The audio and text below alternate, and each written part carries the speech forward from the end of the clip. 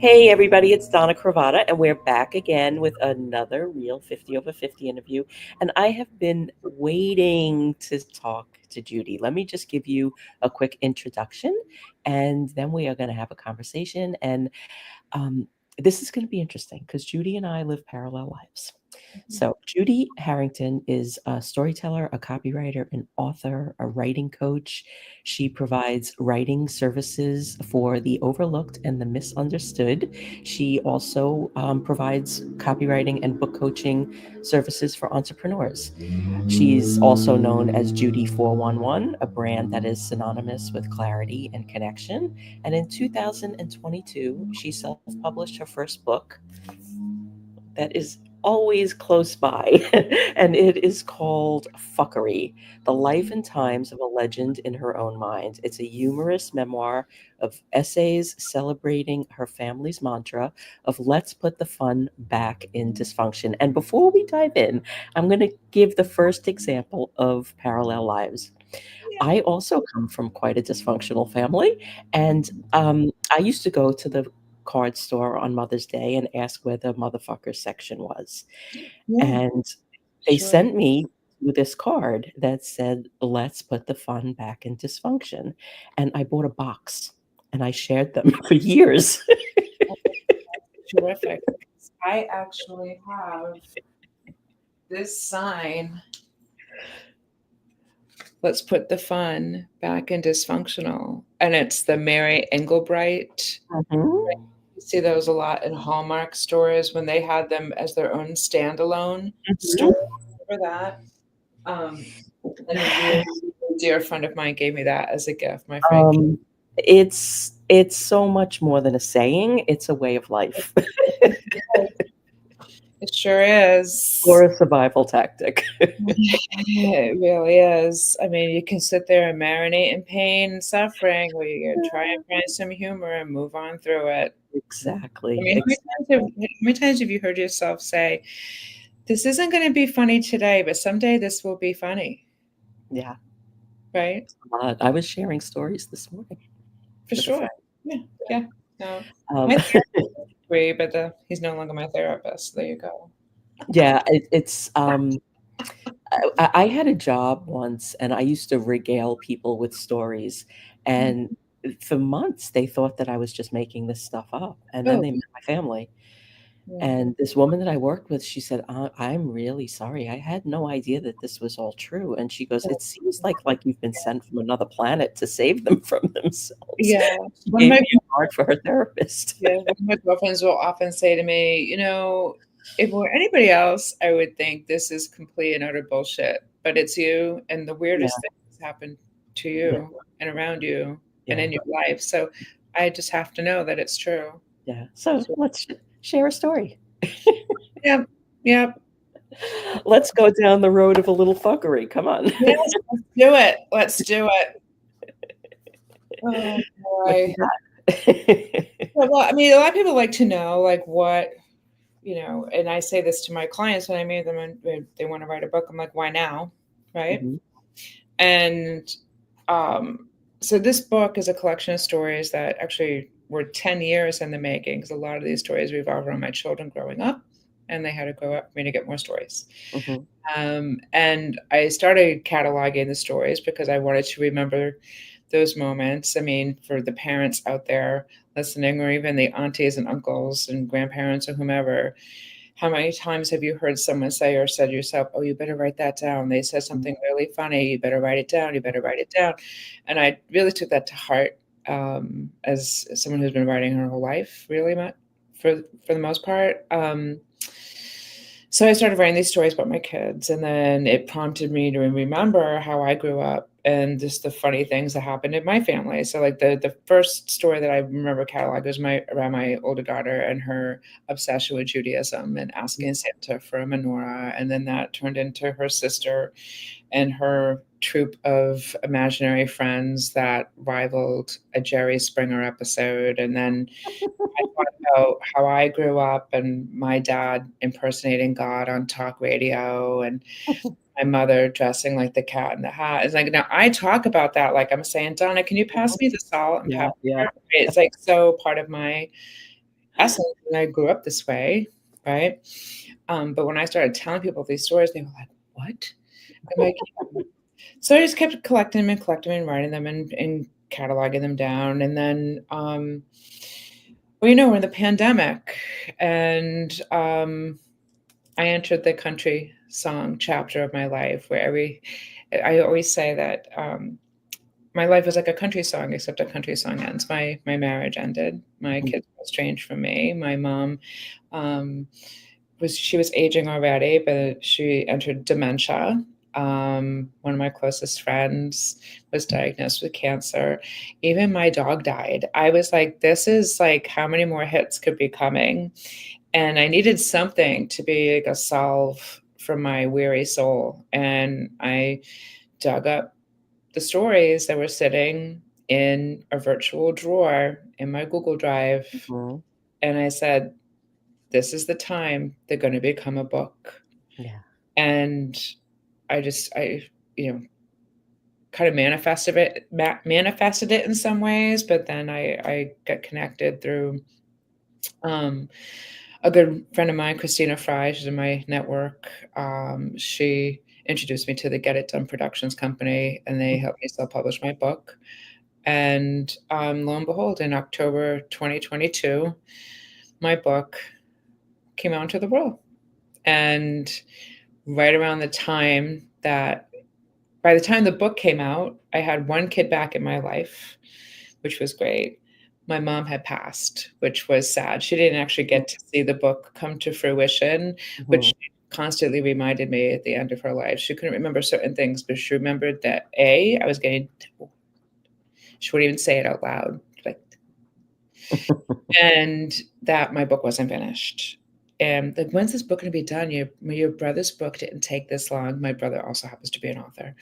And I said, well, everybody in their due time, um, but it really was, it was a great salve for my soul. And it reminded me that the relationship I shared with my ex-husband, who I lovingly refer to as my husband, Mhm.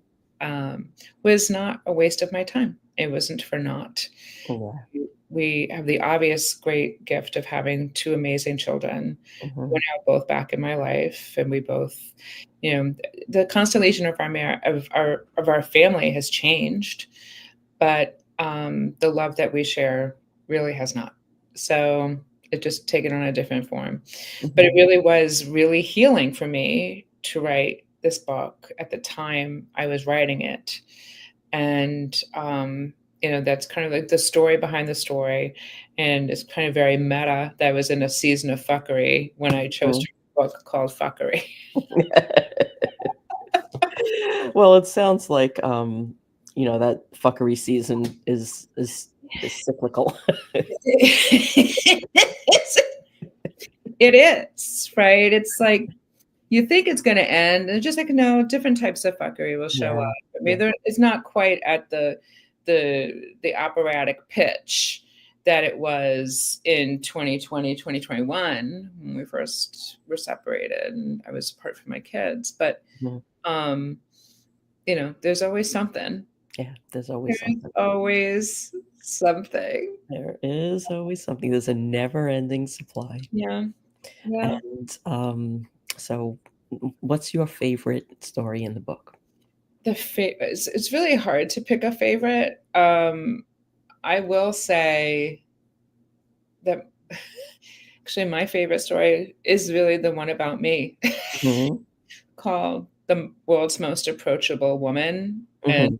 this is the fuckery that never ends, is that there's something about me that I have this, I mean, I call it nurse's face. Like, I just have this Mhm. energy about me that people gravitate to me Yeah. and ask me questions no matter where I am in the world, whether they know me or not. So you too, right? Another one of our Yeah. connections. Yeah.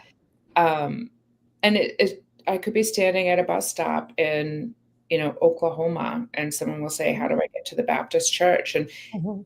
And the punchline is I know the answer. So Mhm. that's kind of like how I became Judi 411, was that I have this thing about me, this eternal attraction. I mean, like I recently learned, like in the School of Human Design, I'm called a projector, and Hmm. kind of like this beacon of light that people gravitate to. And I'm like, I just want to live my life like hiding in plain sight. Like, I think after a while becomes a lot. Um, but it's really that's one of my that's probably my favorite story in it, because it also dovetails into how I came up with the name Judi 411 for my business and why I chose that as my brand name.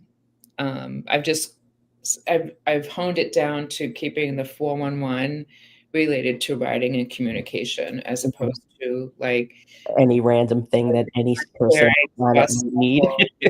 bustle, dining, like all those things, right? So I'm trying, like, Yeah. I do know those things. And I also have I'm blessed with a really wide and varied network of professionals. Like I Mhm. know so many I know many writers who write different things. I know people like yourself who are constantly evolving and changing and doing great work.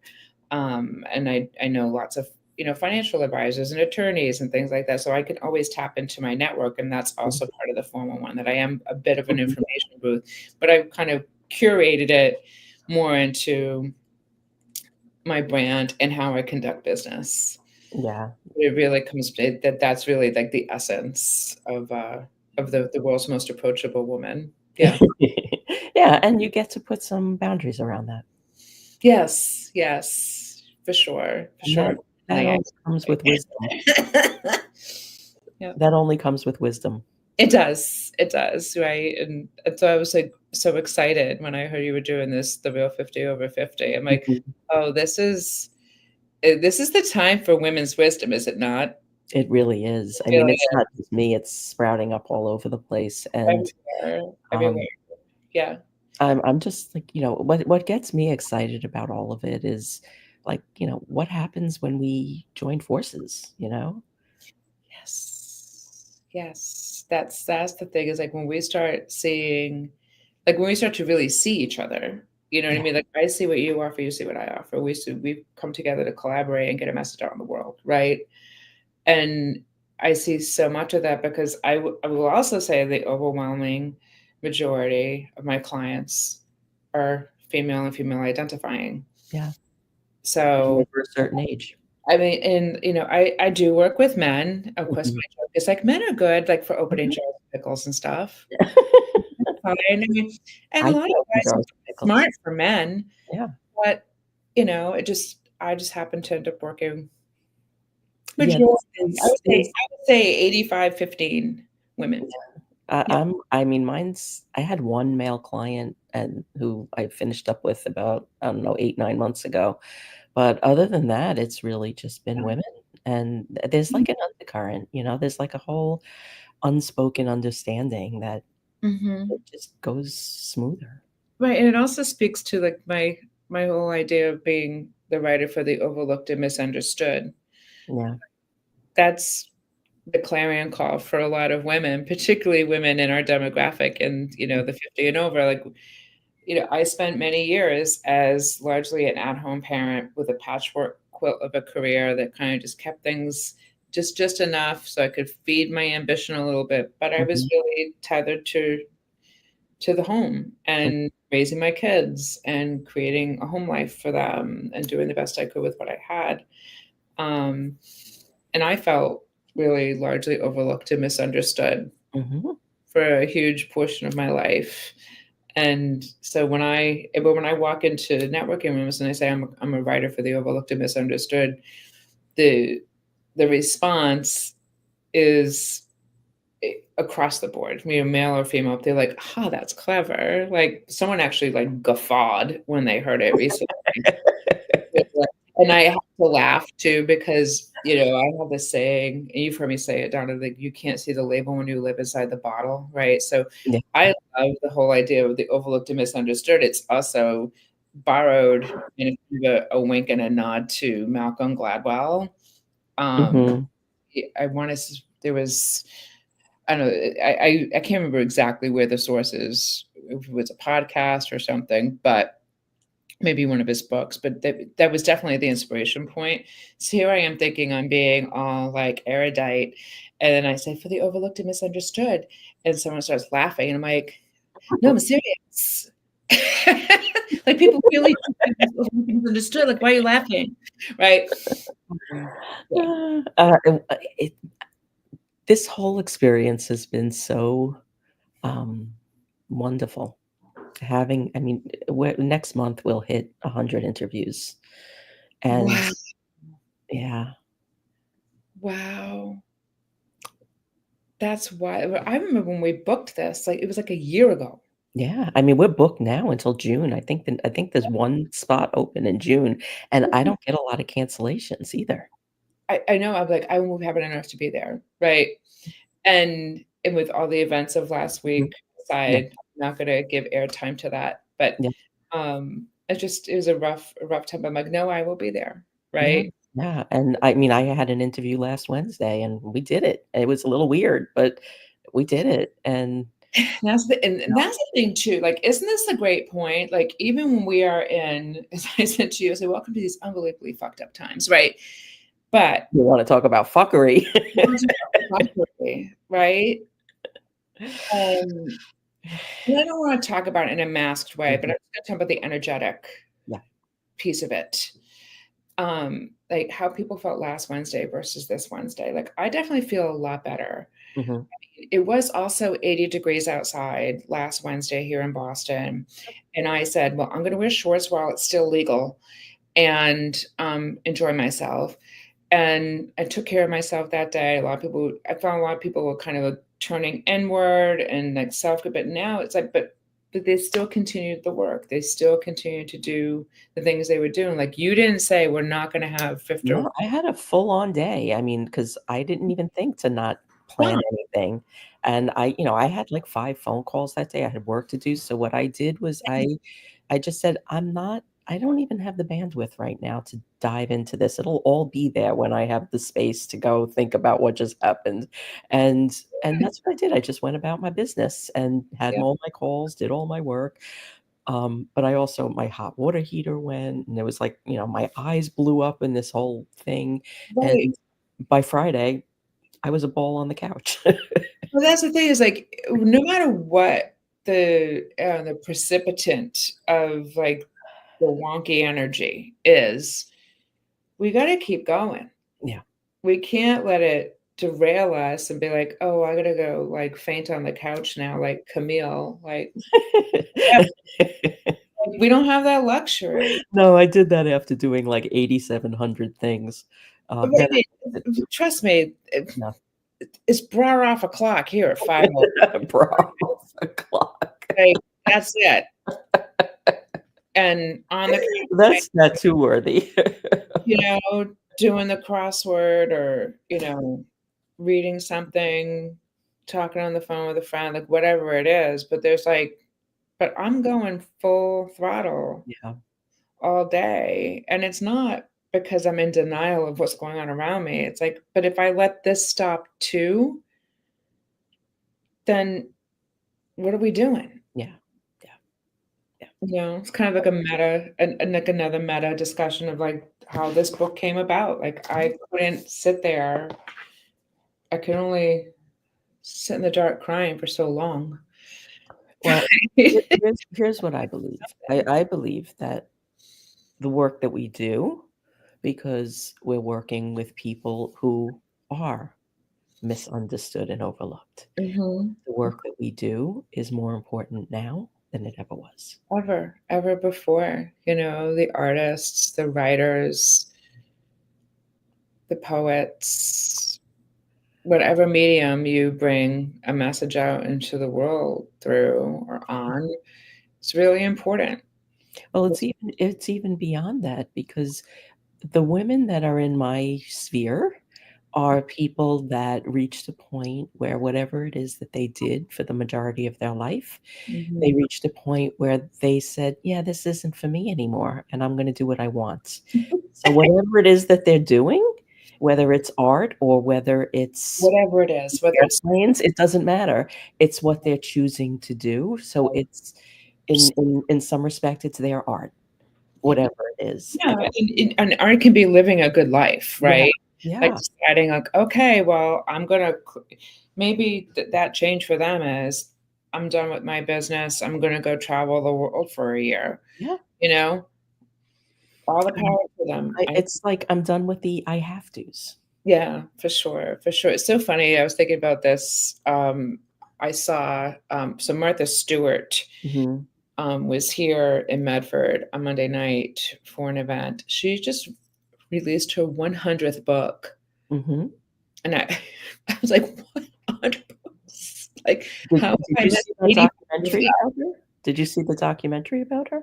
I have not seen the documentary yet, but so the theater she was at here in Medford is literally walking distance from my house.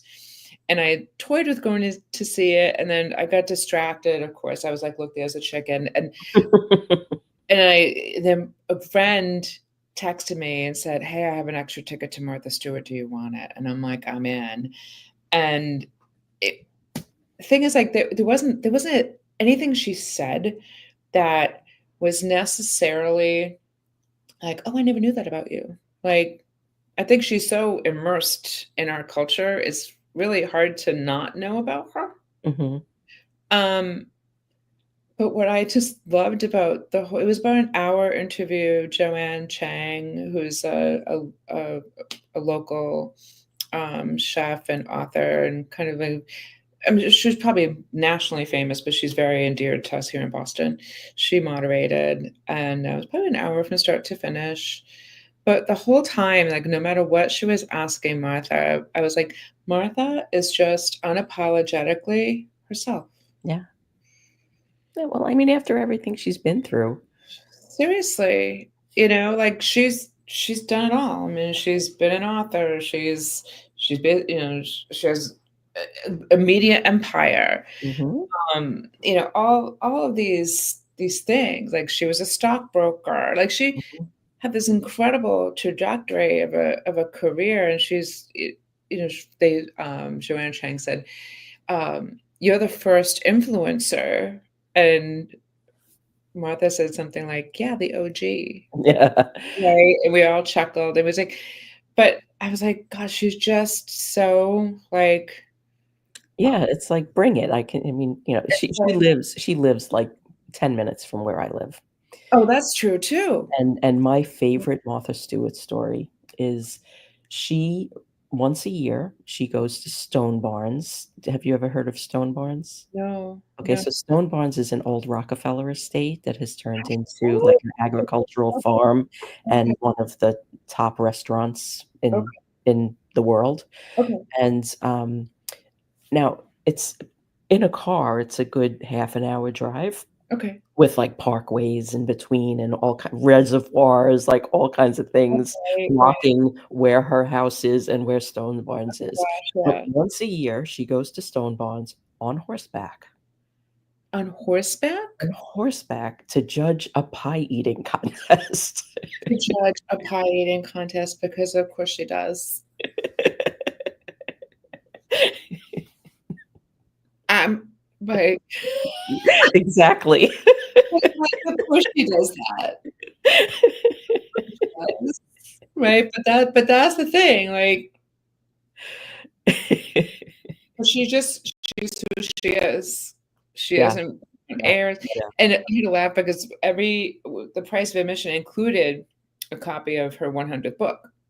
Mhm, I wish I had it handier, but, um, and someone said, "Oh, did she sign books after?" I said, "No, she sped out of there like, you know, she was on a hot date somewhere."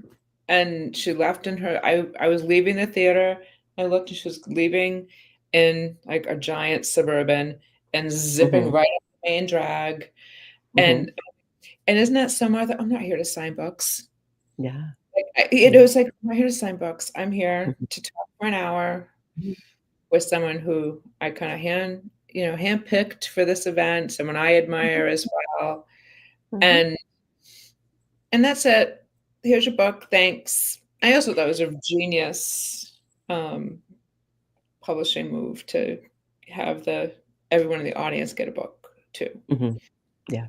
I saw a clip of her yesterday with, Ellen DeGeneres was interviewing her.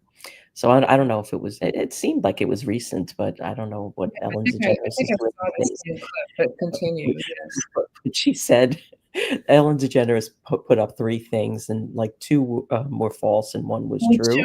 yeah, Yeah, to and lie. what the one that was true was that she dated Anthony Hopkins, and she broke up with him because she couldn't get past the fact that Had it right. it was Hannibal Lecter, and she said, "I have a house in Maine that's really remote. I couldn't go there with him." Right? And, like, she just says it. Yeah. And I think, we're getting to that period, like, we've done enough, we've Exactly, we've done it, exactly. we've done it for other people, well, now we're gonna do it for ourselves. Yeah, and, like, one of the I've been very, thoughtful about the lessons of doing all of these interviews and what it all means because, I've shared with you and I've shared in many of these conversations that, like, this wasn't my idea. This just, like, fell in my lap. And, the the thread that is common through all of this is that it's not reinvention. We're not reinventing ourselves because 'cause No, we're no, perfectly fine the way we are. We're remembering all the things that we said remembering no who to, we that were. we exactly, who we were before we were burdened with everybody else's Yeah, fuckery. right? I mean, how funny, like, the timing of this I know, like, this is just everybody should just have this in their hand to just flash up when nearly divine, yeah, yeah. It's nearly like, divine moment, "Eh." right? We booked this a year ago. We had who thought a year ago that this is what we'd be living in, right? Um, I mean, there's so many things in the world going on right Yeah. now. I mean, again, I'm not trying to mask the discussion, but I also don't wanna give too much oxygen to it, Mhm, 'cause I think it takes away from what's really important here, mhm. is that you're right, it's not a reinvention, it's more and I just said this to somebody recently, I said, "You know, I feel like marriage and motherhood were this very weird detour I took for a while, and now I'm back where I was Yeah, 30 years ago. yeah, but smarter, wiser, And I'm smarter and I'm wiser and, way and more I boundaried. have great experiences Yeah. raising my kids and the families that became my family and, like, a lot of my family is family I chose. Mhm. Just happened to come from a really tiny family. Um, and it's not to say that I wish I hadn't taken that detour. That is not at all what I mean. But I do feel like now that I'm in this stage of life, I'm like, "Oh, that was, like, a really weird Yeah, time." yeah. Like, that was like fuckery too, Yeah, right? there was a whole trail of fuckery. That's real fuckery. Yeah, yeah.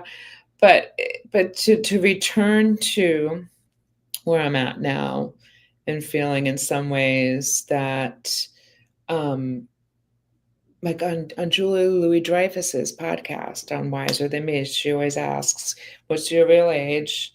Mhm. And how old do you feel?" And I think it was Nina Totenberg was on a few weeks ago, the, NPR legal correspondent. She said, "You can look up my age online." She was like, I don't really care about that, right?" And I don't really care about it either. But mentally, there are days I'm like I often say I have the humor of a 12-year-old boy. Me too. I love a good poop joke, a fart joke. Oh my god, my son's friends, I'm they all think I'm 13. sad. Like, Yeah. I'm like a 50-cent cab ride to the gutter all day long, and it's very hard for me to be like, "No pun intended." Like, No, 'cause I fully intended on saying that. exactly, I actually crafted it. exactly. That wasn't accidental. Yeah, it's mind meld. But then there were times where I'm like, "Oh god, it's so nice to get back to doing the things I like to do." Mhm, Like I went to the museum this weekend, I saw the Dali exhibit, mhm, you know, gonna see some friends over the weekend, and I might, catch a concert over at Tufts University where I live right behind the campus, and, mhm, those are things I did all the time, like getting up on a Saturday morning and, like, having the whole day ahead of myself without having to worry about who I'm carting where for what. yeah, Like, it's a nice return to me. mhm. Yeah, Yeah, it is, and, like, I have been taking care of people for my entire life. as have I. This is the first time. Yeah, Like, when my son went off to college, it was the first time that I didn't have that, and that was also when I went into this whole realm of redesigning my business because I realized I built a business that was just replicating, another one of those fuckeries. And, I didn't want it, so I stopped, yeah, and, like, I said no to a boatload of money, and yeah. There are times I turn down, uh, yeah, simply because I'm like, I just know that the headache of that yeah. is gonna be a heavier burden that money can't solve. Yeah, well, when I started my business, it was started out of necessity. So I never had a moment to think about Mhm. what I wanted and what I wanted it to be and who I wanted to serve and the kind of work I wanted to do. Mhm. I never had the opportunity to do that. And I realized if I did not stop and do that at the time that I did, when I was 58 years old at the time, that I would do work I didn't want to do for the rest of my life. Right, and I will say too that when I started copywriting, it was 2019. It was right, like, let's say, like, the late summer, early fall of 2019, and then, of course, we all know what happened in March of 2020, right? And then we separated in August of 2020, and I barely had time to get things off the ground, and so I found myself in a position of taking work for that was a necessity rather Mhm. than what I really wanted to be doing, Yeah. and then I got to a point and I was like, I basically just said, "Fuck it. I'll Mhm. I'll find a way to make money, but I needed to do this." Yeah. And that was the first radical act of me not seeking the permission of anyone around me to do what I wanted. Yeah. Like, I told my best friend, and then I kept quiet about it for a really long time. And then I went on a writing retreat and sent an email out to my newsletter list. I had a couple social media posts, and it all hit while I was in isolation and writing retreat. Like, I literally was like, I'm going to put it out there. I'll come back to it later. It was like, it was really my way of saying, I'm doing this and I'm not asking anybody's permission, but this is where Mhm. I'm at. Yeah. Like, this is the big announcement, like it or lump it. So how long did it take you to write the book? So largely my writing was rewriting. Mhm. So I started working with Get It Done in October of 2021, and I handed the manuscript to them in early March of 2022. Mhm. And I would get up at 4:30 every morning, and I would write from 4:30 till about 7:30. Then I would shower and change, Mhm. go for a quick walk, come back and take client calls and write for clients, and go to bed at like 9 o'clock and do it all over again. I did that largely for like that almost 5-month period. Mhm. Um, but and this is when I knew it was the right thing that I had done, was that I handed that manuscript over for copy editing, and the next day my older daughter reached out to me again for the first time. And it's like when you release something, something else comes Yeah, back, it really does. right? It really does. And that kind of set the trajectory of everything and put everything else back in motion. It really does. Yeah. Yeah, for sure. And, so on that note, On that note, we have actually gone a few minutes over. Oh my gosh, look at Oh us. my goodness. Well, we could be here all day. And we could, but it's a good thing. I make the rules. I know, isn't it great? We make the rules. It's my world. It's awesome. Anyway, connect with Judi. Judi411. This is her website. She is funny. She is smart. Don't buy her a pumpkin spice anything. And if she's wearing big ass sunglasses, just keep going. Yeah, I didn't have them handy either, but the pumpkin spice, I'll have like 2 pumpkin spice lattes a year. Hmm. I just don't want to see pumpkin spice in everything from like toilet paper to hand lotion. Yeah. That's where it's the proliferation of it more so than the flavor itself. But yes, please contact me, connect with me through the website. I have a newsletter there. I have some great Yeah, downloadable her free newsletters are great. about writing. The book is available on the website. You can get an autographed copy from me Yeah, as look what opposed an to, autographed copy and looks like, you see? there it And I is. love a book. I love a book with a good interior. Well, it's so funny you said, so you have the paperback, I'm holding the hardcover, and the hardcover, if you order online, you'll get the paperback right now, but the hardcover, if you order it online, you can still email me and I'll send you an autographed, what the hell do they call that sticker on the inside with it'll come to me when I'm not thinking. Anyway, inside the Booklet. hardcover, the book plate, thank you, the book plate, but and the hardcover has this great bookmark with Built me in. on this bicycle, and I it was just so whimsical and crazy. I had to have it. But yeah, the design of this book was just magnificent. They did it was just so much fun. And it's like the soft cover, everything about it is a great tactile experience, and you'll laugh your ass off.